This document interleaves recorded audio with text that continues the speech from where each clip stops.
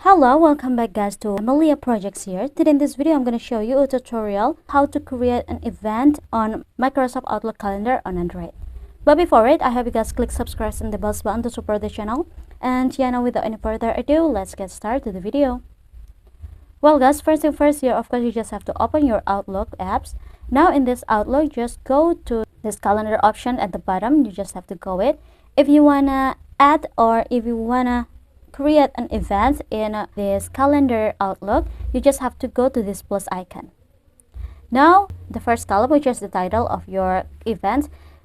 For example, I'm gonna make it as a birthday, and for the people you just have to tap on it, and here you can add a name or an email address to your guest, guys.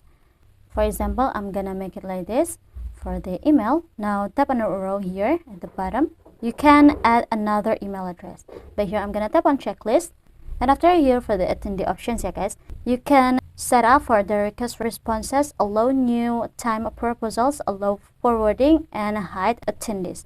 But here I'm gonna checklist, and for the day you can activate this toggle beside all day event if it is all day, and here also you can set for the date and the time. For example, here I'm gonna set up for the 10th November, and for the time you just have to drag it like this at 10 o'clock, and after tap on the checklist. And here at the next column for the time zone, here I'm gonna use Indonesia, guys. This is only for example. And after for the location also you can allow it. I'm gonna choose only this time, and I'm going to enter it first. Now tap on the checklist at the top right. For the description also you can fill it.